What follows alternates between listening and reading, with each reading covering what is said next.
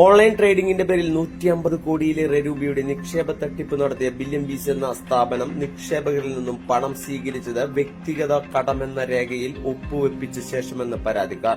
പണം നിക്ഷേപിക്കുന്നവർക്ക് ഔദ്യോഗിക കരാർ രേഖകൾ നൽകുന്നതിന് പകരം കമ്പനിയുടമ ബിബിന് വ്യക്തിപരമായ ആവശ്യത്തിന് പണം കടമായി നൽകുന്നുവെന്ന് എഴുതി ഒപ്പിട്ട് വാങ്ങുകയാണ് ചെയ്തത്.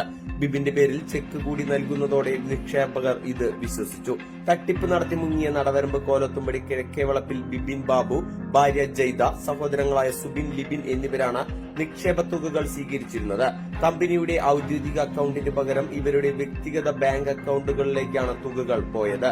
നിക്ഷേപകരെ കണ്ടെത്താൻ ജീവനക്കാർക്ക് ഇവർ ടാർജറ്റ് നൽകിയിരുന്നു. ലഭിക്കാവുന്നത്ര പണം നിക്ഷേപകരിൽ നിന്നും സ്വരുക്കൂട്ടിയ ശേഷം ഇവർ കഴിഞ്ഞ മാർച്ചിൽ സ്ഥാപനത്തിന്റെ പ്രവർത്തനം അവസാനിപ്പിച്ചു. ഇരിങ്ങാലക്കുട ബസ് സ്റ്റാൻഡ് റോഡിൽ പാം സ്ക്വയർ കെട്ടിടത്തിൽ വിപുലമായ രീതിയിൽ ഓഫീസ് തുറന്ന ശേഷം 1 വർഷമേ കമ്പനി പ്രവർത്തിച്ചിരുന്നുള്ളൂ.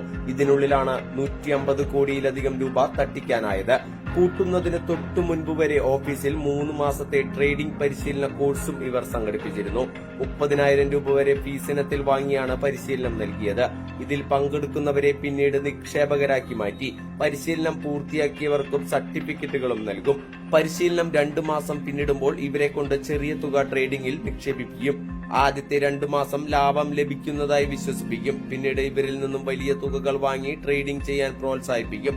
ഈ തുക പിന്നീട് തിരിച്ചു നൽകില്ല. നിക്ഷേപകർ ബിബിന്റെ അക്കൌണ്ടിലേക്ക് നൽകുന്ന വലിയ തുക പലപ്പോഴും സ്ഥാപനത്തിലെ പല ജീവനക്കാരുടെയും അക്കൌണ്ടിലേക്ക് മാറ്റി ഉപയോഗിക്കുന്നതും പതിവായിരുന്നു. വ്യാപാര ഷെയറുകളുടെ മറവിൽ ബില്യൺ ബീസ് ഇന്റർനാഷണൽ പ്രൈവറ്റ് ലിമിറ്റഡ് കമ്പനി നടത്തിയ നിക്ഷേപ തട്ടിപ്പിൽ കള്ളപ്പണ ഇടപാടുകളും നടന്നതായി സൂചന നൽകുന്ന ശബ്ദരേഖകളും പുറത്തുവന്നിട്ടുണ്ട്. കമ്പനി ഡയറക്ടർമാരിൽ ഒരാളുടെ ഫോൺ സംഭാഷണത്തിന്റെ ശബ്ദരേഖയാണ് പുറത്തുവന്നത്.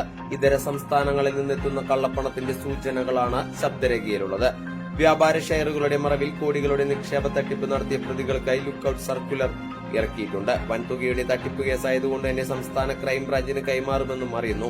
സ്റ്റേറ്റ് ക്രൈംബ്രാഞ്ചിന്റെ കീഴിലുള്ള എക്കണോമിക് ഓഫൻസ് വിംഗ് കേസ് ഏറ്റെടുക്കുമെന്നാണ് ആവശ്യം. ബില്യൺ ബീസ് കമ്പനിക്കെതിരെ വിവിധ ജില്ലയിലെ പോലീസ് സ്റ്റേഷനുകളിൽ കൂടുതൽ പരാതികൾ ലഭിക്കുന്നുണ്ട്. തൃശൂർ ജില്ലയിലെ പ്രധാന കേസുകൾ ജില്ലാ ക്രൈംബ്രാഞ്ച് അന്വേഷിക്കും.